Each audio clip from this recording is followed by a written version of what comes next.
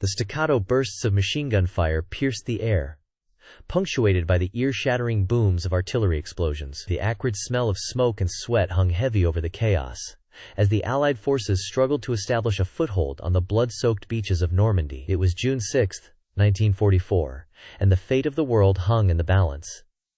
I was there, amidst the mayhem, my heart racing with every snap of a rifle or scream of a wounded soldier. The cacophony of war was deafening, a never-ending barrage of sound that threatened to consume me whole. And yet, amidst the chaos, I couldn't shake the feeling that something was off, a nagging sense that the battle unfolding before me was only part of a much larger, more complex story. As I looked around, I saw the bravery and sacrifice of the soldiers, the calculated risk-taking of the commanders, and the sheer scale of the operation. But I also saw the unseen threads that connected it all. The web of deception, encryption, and misdirection that had been woven over months, even years, to bring us to this moment. It was a story of secrets and lies, of codebreakers and spies, of a hidden layer of strategy that would change the course of history. This was the story of Operation Fortitude, the Allied deception plan that would prove to be the decisive factor in the success of D-Day. To understand the significance of Operation Fortitude, we must first delve into the geopolitics of the time. The world was at war, with the Axis powers of Germany, Italy, and Japan seeking to dominate the globe. The Allies, comprising the United States, Great Britain, and the Soviet Union, were determined to stop them. The war in Europe had been raging for years, with the Nazis having overrun much of the continent. The Allies knew that a massive invasion of Nazi-occupied France was necessary to turn the tide of the war, but they also knew that the Germans were expecting such a move. The challenge was to deceive the enemy into believing that the invasion would take place elsewhere, thereby weakening their defenses and increasing the chances of Allied success. This is where the art of deception through encryption came into play. The Allies had been working tirelessly to break the German Enigma code, a complex system of encryption that the Nazis used to communicate with their troops and commanders. The Enigma machine, with its rotating wheels and substitution tables, was thought to be unbreakable, but a team of brilliant codebreakers at Bletchley Park in England had been working to crack the code. Led by the brilliant mathematician Alan Turing, the team had developed a machine called the Bombay, which could process the vast number of possibilities and help to decipher the encrypted messages. The breaking of the Enigma code gave the Allies a significant advantage, as they could now intercept and read German communications. But the Nazis were not the only ones using encryption. The Allies were also using their own systems to communicate with each other. The problem was that these systems were not foolproof, and the Germans had developed their own code-breaking capabilities. The Allies needed a way to send false information to the Germans, to deceive them into believing that the invasion would take place elsewhere. This is where Operation Fortitude came in, a massive deception plan that would use encryption and misdirection to convince the Germans that the main invasion would take place at the Pas de Calais, rather than Normandy.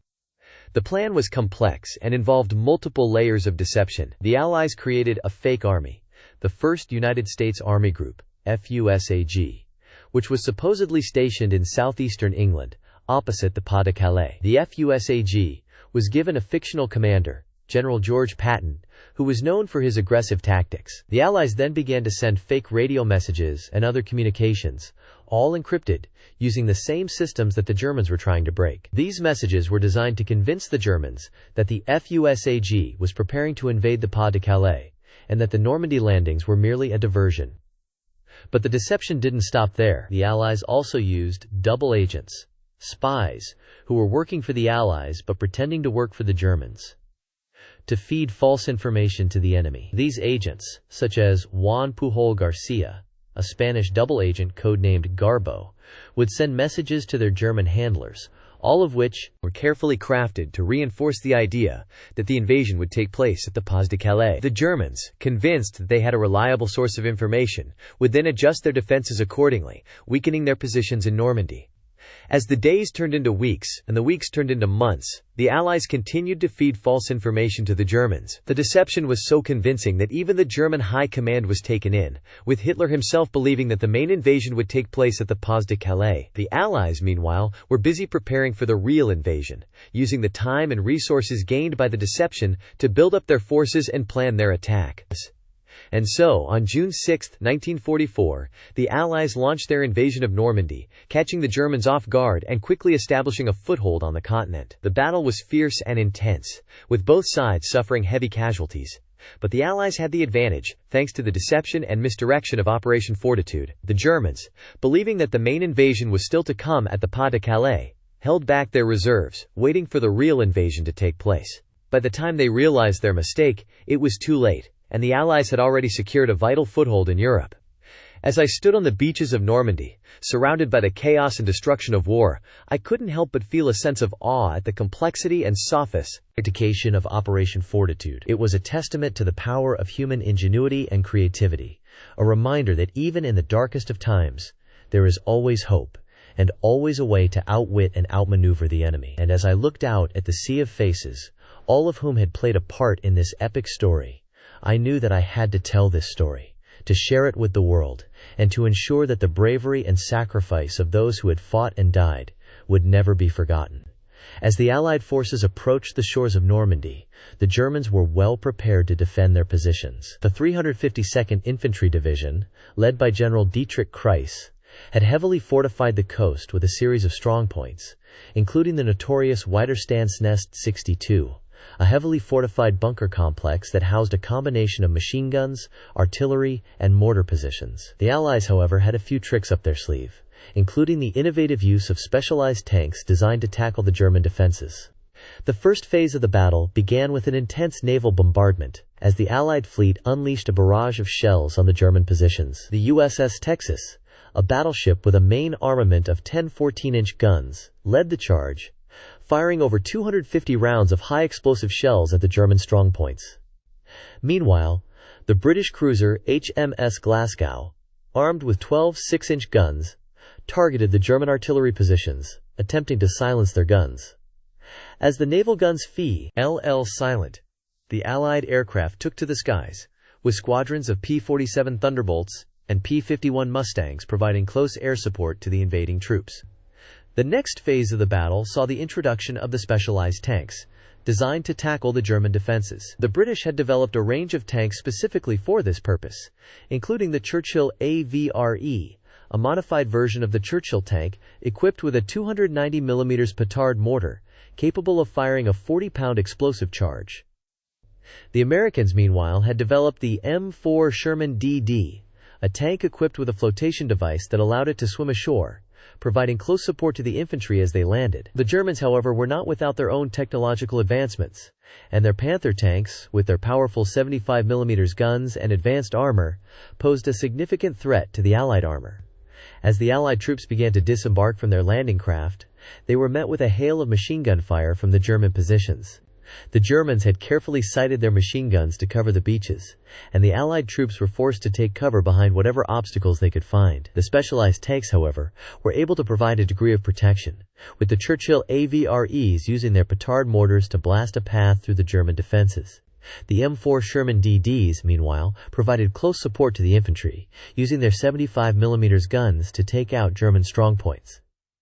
The THIRD phase of the battle saw the introduction of the Allied infantry, who began to pour ashore in increasing numbers. The Americans, led by the 1st and 29th Infantry Divisions, landed on Omaha Beach, where they faced some of the toughest resistance. The Germans had fortified the bluffs overlooking the beach, and the Americans were forced to fight their way up the steep slopes, using a combination of artillery, air support, and sheer determination to overcome the German defenses. The British and Canadians, meanwhile, landed on Gold, Juno, and Sword beaches, where they faced less intense resistance, but still had to contend with a range of German strongpoints and defensive positions.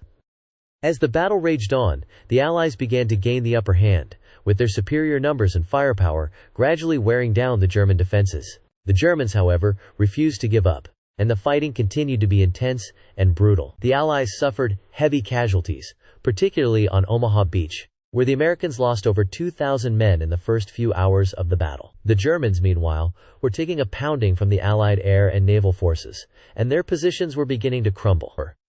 The turning point of the battle came when the Allies were able to establish a solid foothold on the beaches and begin to push inland. The British and Canadians were able to link up with the Americans, and the three forces began to push forward, using their combined strength to overwhelm the German defenses. The Germans, meanwhile, were struggling to maintain their positions, and their lines were beginning to break. As the day wore on, the Allies continued to gain ground, and the Germans were forced to fall back, eventually abandoning their defensive positions and retreating inland. The final phase of the battle saw the Allies pouring ashore in increasing numbers as the German defenses continued to crumble. The specialized tanks, including the Churchill AVREs and M4 Sherman DDs, played a key role in this phase, providing close support to the infantry as they pushed forward. The Allied aircraft, meanwhile, continued to provide close air support, using their bombs and rockets to take out German strongpoints and defensive positions. As the sun began to set on June 6, 1944, the Allies had established a solid foothold on the beaches of Normandy, and the Germans were in full retreat. The battle had been fierce and intense, but in the end, the Allies had emerged victorious, paving the way for the liberation of Western Europe from German occupation. The aftermath of the D-Day invasion was a testament to the bravery and resilience of the Allied forces. As the dust settled on the beaches of Normandy, the true extent of the damage and the sacrifices made became clear. The turning point of the battle had been the successful landing on Omaha Beach, where the bravery and quick thinking of the soldiers had overcome the heavily fortified German defenses. The turning point was caused by a combination of factors, including the bravery of the soldiers, the effective use of naval and air support, and the element of surprise. The Germans had expected the invasion to take place at the Pas de Calais, and their defenses were concentrated in that area. The Allies, however, had chosen to invade at Normandy, catching the Germans off guard and allowing them to gain a foothold on the continent. As the Allies began to push inland, they faced fierce resistance from the German army, but they were able to overcome it through sheer determination and force of will. The legacy of the D-Day invasion can still be seen today. The bravery and sacrifice of the soldiers who fought on that day paved the way for the Allied victory in World War II, and their actions will always be remembered as a testament to the power of courage and determination. The invasion also marked a significant turning point in the development of modern warfare, as it demonstrated the importance of combined arms operations and the use of airborne and amphibious assaults. The D-Day invasion showed that with careful planning, precise execution, and a bit of luck, even the most heavily fortified defenses could be breached. In the years that followed, the lessons learned on D-Day would be applied to future conflicts. From the Korean War to the Gulf War, the use of airborne and amphibious assaults became a staple of modern military doctrine, and the importance of combined arms operations was recognized as a key factor in achieving success on the battlefield. The D-Day invasion also marked a significant shift in the balance of power between the Allies and the Axis powers, as it demonstrated that the Allies had the capability to launch large-scale operations against heavily fortified enemy positions. As the years passed, the D-Day invasion became a legendary event, symbolizing the bravery and sacrifice of the soldiers who fought on that day. The beaches of Normandy, where so many young men had lost their lives, became a place of pilgrimage for veterans and their families, and the cemeteries where the fallen were buried became a poignant reminder of the human cost of war. The D-Day invasion also became a powerful symbol of freedom and democracy, as it marked the beginning of the end of the Nazi occupation of Europe and the liberation of millions of people from tyranny. The impact of the D-Day invasion can still be felt today, as it continues to inspire new generations of soldiers and civilians alike. The bravery and sacrifice of the soldiers who fought on that day will always be remembered as a testament to the power of human courage and determination, and their actions will continue to inspire people around the world. As we look back on the events of D-Day, we are reminded of the importance of standing up for what is right, even in the face of overwhelming opposition, and of the need to always remember the sacrifices made by those who have come before us.